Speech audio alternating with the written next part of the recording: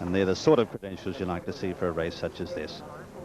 The sun is still trying to look through the clouds, but there is rain about. In fact, light rain is starting to fall, and there's a very ominous cloud about. We were warned the weather would be changeable. It's certainly changing at present.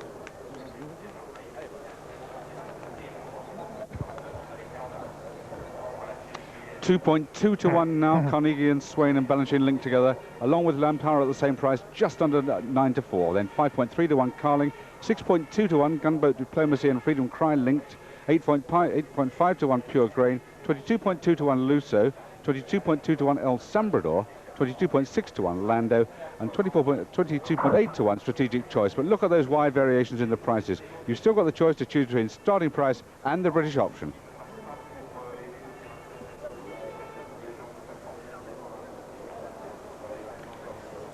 El Sembrador, the Argentinian champion. What a horse he's been. Last year's winner of the Argentine Derby, owned by Jose Luis Palacios. A real sporting challenge this, but it's all new for El Sembrador, who run in North America after this race. It was great to see his connections, their proudest moment to be here with their jockey in the saddle this afternoon. Well, the last of the runners are now starting to load up for the 40 Prix de l'Arc de Triomphe of 1995. Time to join our commentator, Peter O'Sullivan. Just 5 to go for this race, for which the first prize is 479,191 to the second, 95 to the third, and 47 to the fourth. And of the 24 nationwide tipsters here in France, interesting to note, 16 have gone for Lamtara, 5 for Balanchine, only 2 for the locals, Carnegie, and 1 for Swain. And El Sembrador, Carling, Carnegie, and Freedom Cry are the 4 to go now. Carling getting a reassuring pat there from Thierry Tuillier.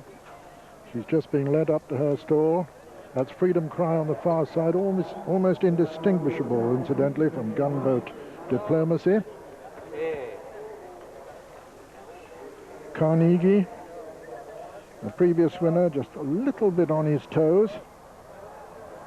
He goes in there very sweetly, and now just Freedom Cry and Olivier Pellier to go, and then all 16 will be installed for the 1995 Prix de l'Arc de Triomphe. And that's it, they're under orders and they're running. And Carling is one of the first to show over on the far side, with Swain going up to join her. Lamtara's prominent, and so's Luso, and Luso's come to take it up now. Luso taking it up under Cash Asmussen from Carling in second, then Strategic Choice and Lamtara and Pure Grain on the inside. Then comes Toe Tar. Just behind Toe Tar is Sunrise Song, with Carnegie coming next, and then El Tenor, and the Argentinian challenger is one of the back markers now with Party Prowl and El Sembrador as they go behind the trees, and Luso still taking him along at a good gallop under Cash Asmussen from Strategic Choice and Lamtara. Then comes Carling over on the far side. Cruising at the moment is Pure Grain. Just in behind them come Carnegie. Behind Carnegie is Freedom Cry, and then comes Gunboat Diplomacy, and then Swain. Balanchine in the center of the field over on the far rail, but still Luso taking him along as they run downhill, with Lando, the German horse, making a little bit of progress from the rear. Lamtara is very prominent now as they run downhill on the long run to the home turn. Frankie Dettori looks over his right shoulder to see who's nearest to him, and third to Lamtara is Strategic Choice, and then comes Carling in 4, then Pure Grain and Carnegie towards the outside, then Gunboat Diplomacy on the far rail, and then Swain, and then Balanchine traveling well. Then comes Freedom Cry, but it's still Luso, and they're racing now towards the home turn in the Arc de Triomphe. And Luso, the leader, with Lamtara going second. Then comes Strategic Choice. On the inside then is Pure Grain, and then Carnegie.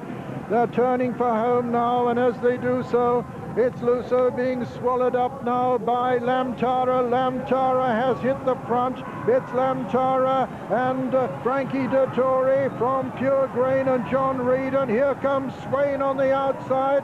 And then Freedom Cry. Freedom Cry on the near side has taken it up now from Lamtara on the far side. Lando is finishing fast for Germany, but it's Freedom Cry from Lamtara as they race into the closing stages. Lamtara is fighting back. It's Lamtara taking it up again as they race towards the line. Lamtara's won it. Lamtara's won it from Freedom Cry. Swain was third, and four was Lando. Then came Pure Grain and Carnegie and Party Prowl, and behind them came Gunboat Diplomacy, and then Balanchine, and then El Tenor, and the disappointing Carling, and behind Carling, looking right back to last place, El Sembrador and Sunrise Song. And so the result of the 1995 Prix de l'Arc de Triomphe: first, number 12, the unbeaten Lamtara, the first to complete the Epsom Derby, King George VI and Queen Elizabeth Stakes Arc de Triomphe treble since Mill Reef back in 1971.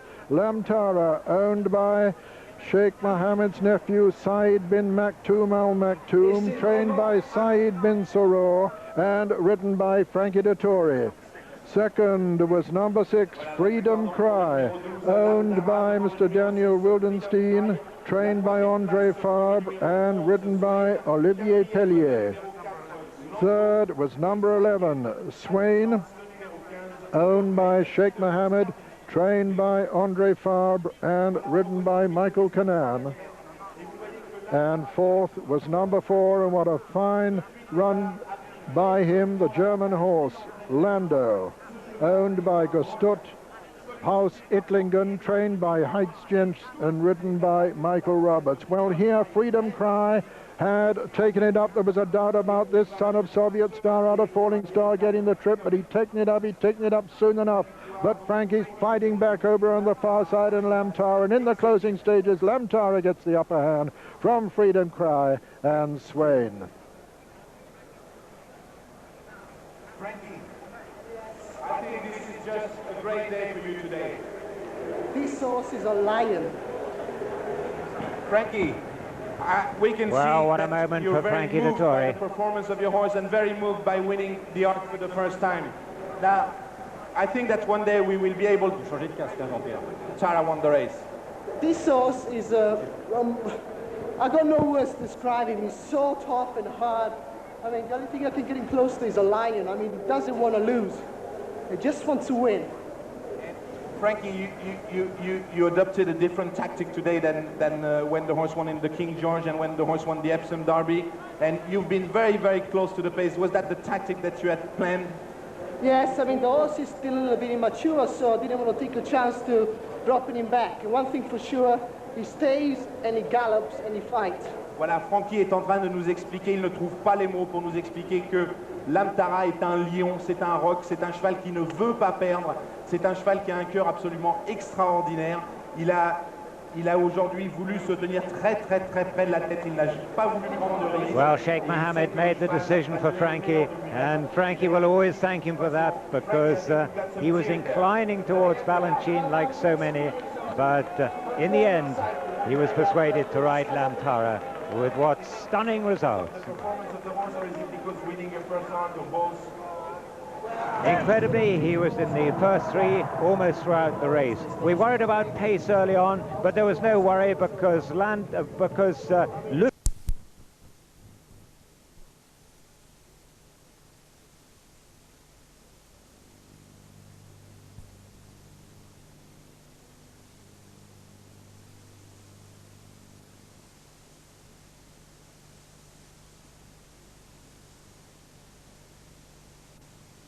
Do you think you can do it this time? It's difficult. He's gone up so much in the weights throughout the year, and this is a 0 to 100 handicap, which is a lot tougher. But the thing is, he's genuine game, he tries hard, and he'll give it everything he's got. He's a lovely long striding horse. I presume Newmarket should suit him. Oh, you'd think so. The track will be ideal. But Yeah. it's just the weight's a worry now. He's just every race he runs, he goes up that few pounds, and it gets more, you know, more and more difficult to win the next one. And you've been through the form book obviously this morning. You obviously think you're up against it, or? Of course, yeah. I mean, they're all running here, and there's a lot of runners, and they're running here for one reason, that's to win. Exactly. Now, you had a real good ride in the last race, even Tom. But Mark Tompkins said he's a proper horse. Absolutely, he is, and I'm looking forward to all the top races with him next year. Yeah. I've thought that from the first time I sat on him as you know, February, March time this year as a 2-year-old, and we were a little bit disappointed with last time, but you know, Mark said after the race, I think I left him a bit short. You know, I came to win the race. I was going to go past Pat quite nicely, and I think he just blew up, and Mark was right, and we gave him a couple of really good dig in the ribs and made him blow a bit up the gallops recently, and it's paid off today. Because he's out of a mare who won over 2 miles. I mean, you could go anywhere next year. Oh, well, let's hope a Derby. Really? Well, let's hope so. We'll keep our fingers crossed, and if he goes the right way, it's definitely... I'll be speaking to the owner, who's getting better. I hope you're listening, Benny, and congratulations. And let's hope, you know, we go the right way for next year. What's wrong with him, by the way? Is he struggling? Or? No, he's getting much better. Yeah. He had a report back from the hospital yesterday, and things are looking right, and they're going the right way, so... That's good news. You know, he's coming good. Well, this will give him something to think about anyway. Okay. Now, Vindaloo is just coming into the paddock, and the incredible thing, I mean, he's had millions and millions of races, but Philip, he still looks the part, doesn't he? Yeah, well, I've spoken to many of the other jockeys who've ridden him in the past, and they just say he loves his racing, you know, and this sort of horse, I think he'll be going on forever. He will. Yeah. Now, talking about going on forever, tomorrow it's the 40-runner William Hill, Cambridgeshire. Yeah. You look as if you've got a very, very good ride in Yoush. What do you think? I'm very hopeful. You know, it's like a cavalry charge, and things have got to go right. With luck in running, we'll be bang there. His form is very good. The horse is jumping and kicking. The newbie run will put him 100% right. Yeah. He galloped well the other morning, and yeah, we're keeping our fingers crossed that he's spot on. Well, good luck tomorrow in the Cambridgeshire, but let's hope you can break the record here. Thank you. Thank you, Philip. Yeah, well done there to Philip Robinson, and doesn't matter whether you're a jockey, owner or trainer, there's no doubt that race horses, when it comes to having success, it's a numbers game, and that's been fairly well proved already this week in the 2 maiden races that actually in the past have thrown up plenty of top-class horses. In fact, yesterday's race, the Jocelyn Hambro maiden stakes, that was over a mile. In actual fact, this one's thrown up 7 Group 1 winners in the last 10 years, and here Robert Sangster's 2 coming home first and second. That was Astor Place, and also coming up in front of Legal Right. Well, not to be outdone, because on the first day, Sheikh Mohammed, he fielded 2. Robert Sangster had 2 runners. That was in the Saltikoff maiden stakes over a mile, and well, you can see now just what happened, because Committal, Frankie Dettori, riding the much more fancied Sheikh Mohammed runner for John Gosden, went off quite a firm favourite. Robert Sangster's runner, State Theatre, was a 4-to-1 shot, and Helicon, Mick Cannan, 7-to-1, along with Mushtaq. Here's what happened. Just over 2 furlongs to go, and the black cap on the right, Safiston with a run. That's a horse with a nose. Sheikh Mohammed jacket racing prominently is Committal. Light blue stays on the far side, Palamon. Helicon starts to pick up. Sharmit with the pink colours coming with a run too. They come inside the final quarter mile now, and pink jacket on the right. It's Sharmit going on from Safiston, the horse with the noseband. Then on the far side comes Committal. Look at this, Helicon. White cap coming with a storming run down the stand side as they race down to the dip, just over a furlong to go. And Helicon coming with a run now inside the final furlong. White cap on the right. It's Helicon going on. Helicon, Committal the far side. Safiston between the pair, racing up towards the line. Helicon's going to take it at the line. Helicon is the winner from Committal in second. Safiston is third. That a nice winner there, trained by Henry Cecil. He's got a decent prospect here in Gunda, number 16. He'll be ridden by Tony McGlone, one of 20 runners in this Snowden's Marquis Handicap.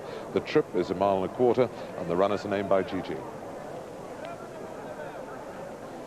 And Carrier is 16-to-1 with Willie Carson. State Law 14-to-1 Tony Clark.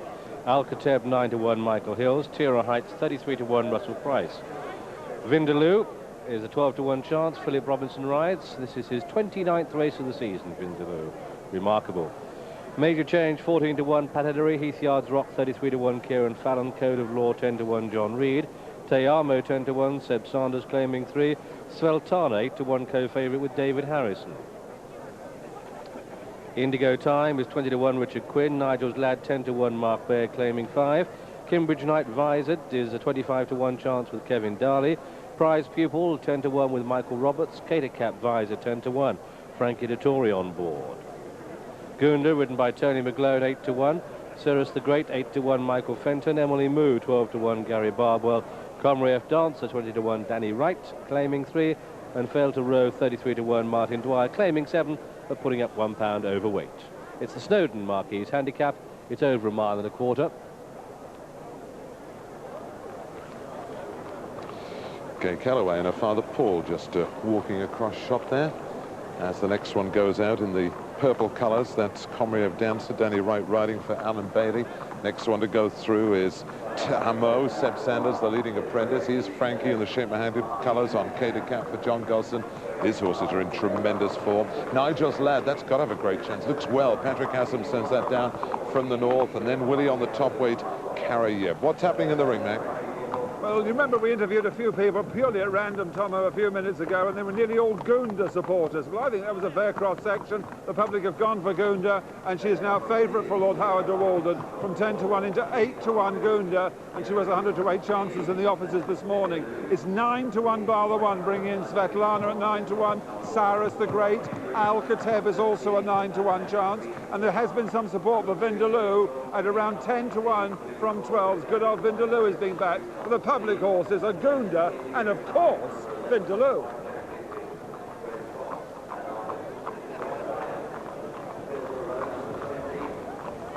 So here they come onto the track, and where is Vindaloo? Here he is. Look at this. He's this incredible horse. Jimmy Harris tells me that he's such a stuffy horse that he's got to almost gallop him every day, and the more you gallop him, the better he is. If you leave him and you don't sort of give him a good workout, he gets ring rusty. It's amazing. And doesn't he look well? Can he break the 20th century record of 10 handicap wins in a season? We'll find out right after the break.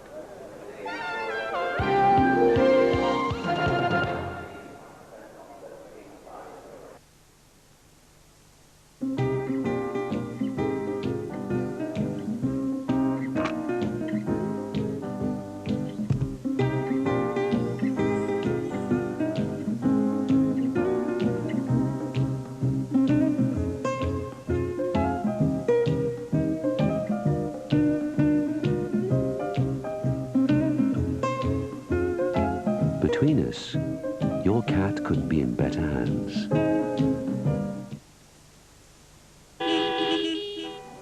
Churchill could save you money on your car insurance. Call one of our people now and see how much you could save. You'll be surprised. Call Churchill free on 0800 200 300 for an instant quote, even instant cover. Right? That's right. Free on 0800 200 300. Call Churchill now and see how much you could save. Free on 0800 200 300. Churchill 0800 200 300.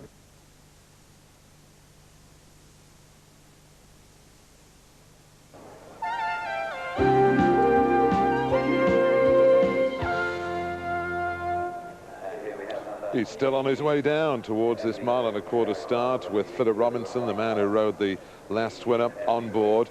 And when you look at his career this season, look at that, 29 runs. Now, 11 wins, £42,000 in prize money.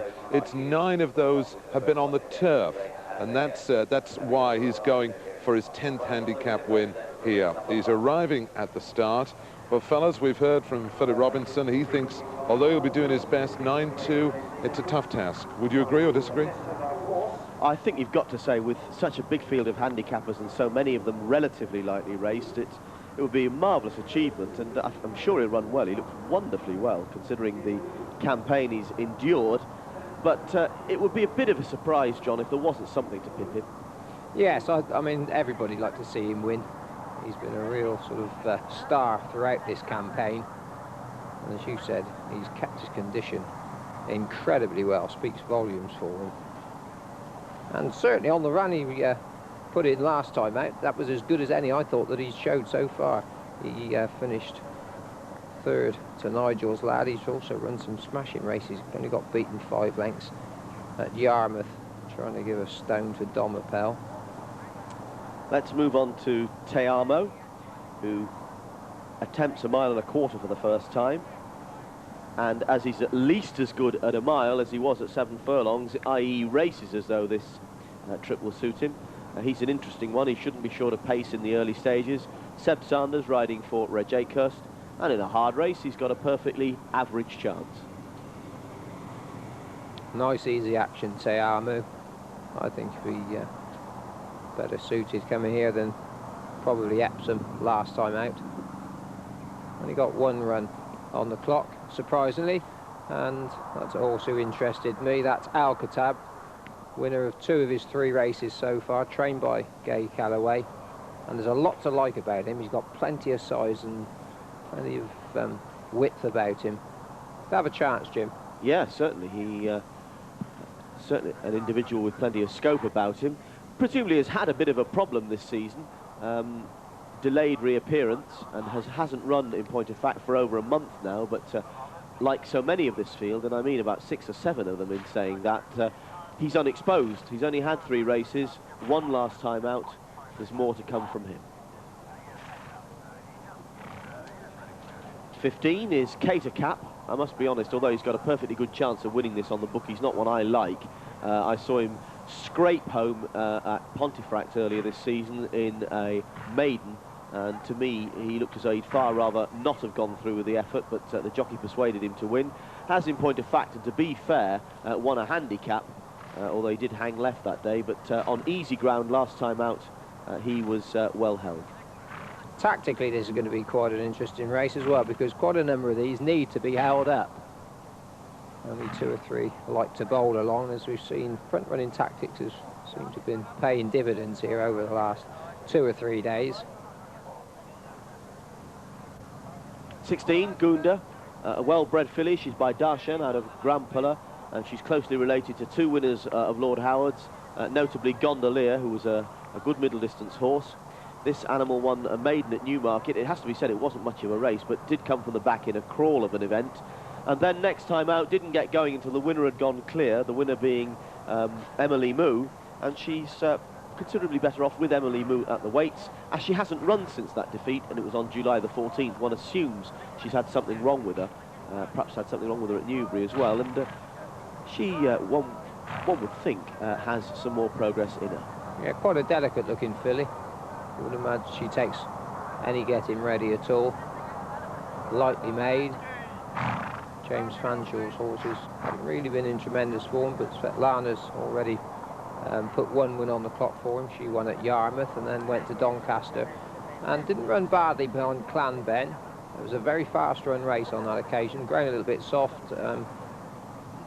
She's interesting, John. She was just in front of her. She wants further, and she's got it today. The Clan Ben race she described was over a mile, and she was off the bridle for every yard of that, and just had 2 races, and with improvement almost guaranteed at the trip, she should be able to make some sort of a show here. Cyrus the Great ran just the day before yesterday here on this course. Looked for all the world as though he was going to get up there in the closing stages, and in the end of it just got well, just wasn't quite good enough, I suppose. In the end, finished behind Guesstimation.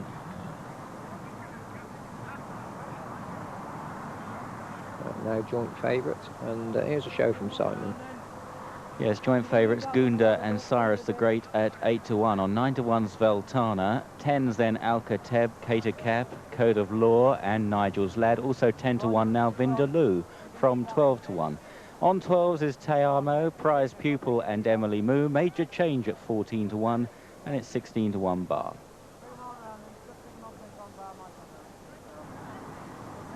So one of the eye catchers in the paddock, it was Alcateb. On the course, Prize Pupil. In the ring, there's money for both Gunda and Vindaloo. There's no money for Alcateb.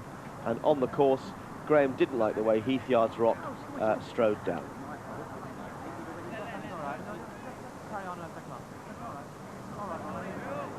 This isn't a heat where great big bets are being struck, but very popular with the public, it's proving. Much better than the other handicap that we had earlier. Lots of horses being backed, and Hills, the off-course firm, are going in for Vindaloo from 12 to 1 into 10 to 1. And we have a new favourite, and back to favourite comes Gunda. 15-2, the popular public fancy for Lord Howard of Walden. 15-2 favourite, 8-1 against Cyrus the Great. It's 9-1 Svetlana and 10-1 Bar. As I say, the officers very keen on Vindaloo because the public and the betting shops back it. They're reflecting it here on the course. But Gunda, back to favouritism, 15-2, and behave yourself, you stupid idiot! Oh, it's getting touchy. It's getting towards the end of the week. What others that we haven't had time to look at? Are you Carrie. getting touchy? It's the end of the week? Not at all, not even close to the end of the week yet. That's one that took my eye. Indigo Time, having the first run of the season. Paul Cole trains this one. And others for the top weight. Carrie, David Morley's horse, certain to run a good race. Well, the only straight 10 furlongs in the world makes it very easy for the commentator today. You better make the most of this, Graham. Only 20 today, some big fields tomorrow. They used to have one at Maison Lafitte, actually, but that's closed now. Oh, yes. Precision McGrath, isn't he called, yes? Oh, well, Sveltana just easing into the stalls, one of the last to load. Tira Heights. Pace in the race could come from Nigel's Lad or Gunda. Kariev goes up with the pace. Gunda now 7-1. Cyrus a great 8-1. Last one coming in.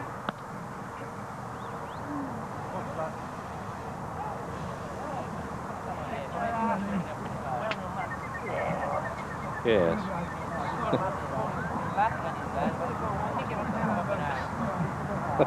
Some encouragement from Willie Castle, you may have heard just then. Oh dear.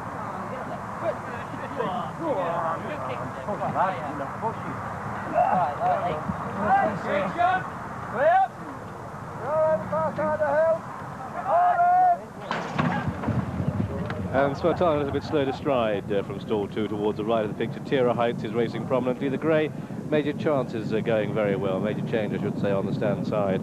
That's certainly up with the pace. And there's Prize Pupil in the red and white jacket blazing a trail down the centre of the track. Kimbridge Knight, the star jacket, comes up to share the work. So it's Major Change in Kimbridge Knight 1 and 2 as they nudge 40. Prize Pupil and Tira Heights joined on the far side by Emily Moo, making a line of 5. Carrie just behind these. Then Nigel's Lad in the yellow sleeve jacket. Sveltana in the hoops nearest to us. The orange colours, or the apricot jacket, is Gunda. White and green is Failed to Row. Nigel's Lad just dropping back through the pack as State Law starts to improve. Heath-Yard's Rock is one of the back markers. And Vindaloo at this stage is second from the left of the picture, the horse with the noseband, and he was shielded from the camera angle we had earlier. Great shot on the net as they come down towards the halfway stage, and it's Emily Moo from Major Change there, 1 and 2. Kimbridge Knight, and on the far side we have Prize Pupil racing prominently. Carrier, can't see Vindaloo, he's there though, spotted colours, pale colours on the outside. Head-on shot will show up well. Making ground on the far side is Comrief Dancer, and Vindaloo, noseband, second from the left, chasing this 20th century record, and it's Emily Moo with the call, 3.5 furlongs to go. Emily Moo, striped cap Carrier. Oh, Vindaloo's getting closer. Major Change isn't out of it. Here comes State Law, the blue and white hoop sleeve jacket there, and they've got 2.5 to go. And it's still Emily Moo, Carrier, Vindaloo under pressure now, looking left, Comrief Dancer in purple. From the back, yellow sleeves, Nigel Ladd starts to pick up, but it's Emily Moo that still has the edge. Racing down to the dip, State Law putting in a big finish. Comrief Dancer, yellow colours on the right. Here goes Nigel's Lad with a rush. They're inside the final furlong, and it's Nigel's Lad coming home clear now of Alcatev, who swings from the clouds as they race up towards the line. Nigel's Lad is striding 3 or 4 clear. Nigel's Lad's going to take it. Alcatev in second, State Law third. So it's Nigel's Lad, Alcatev, State Law the 1, 2, 3. Emily Moo 4, and then came Comrief Dancer, Indigo Time, and looking down the back marker last of all will be Tira Heights, who has yet to get to the post. Kimbridge Knight was last of those really in the race proper, and so the result then of this, the Snowdon Marquis handicap, Nigel's Lad has won at 11-1 in the colours of Mr. N.C. Dennington, trained by Pat Hadgelum and ridden by Mark Baird. So Vindaloo, I'm afraid, has gone up £44 in the handicap through his success this year, and I think the handicapper has anchored his chances of achieving this 20th century record. However, Nigel's Lad is a busy boy. He's been on the go for quite some time. He's come down from Middleham, and he's spread eagle a competitive field to take this race by 3 or 4 lengths. He might very well turn out again before the handicapper reassesses this performance. Mark Baird ride. Second horse home is number 3, Alcatab, ridden by Michael Hills. Third was number 2, State Law, ridden by Tony Clark. And fourth was number 18, Emily Moore. So he ran last Sunday at Hamilton, and clearly the Scot there did him nothing but good, because in even better form at Newmarket and routed a big field, and once he swept into the lead coming out of the dip, the race was as good as over, John. Yeah, there wasn't much between him and Vindaloo at Hamilton last week, but today he's come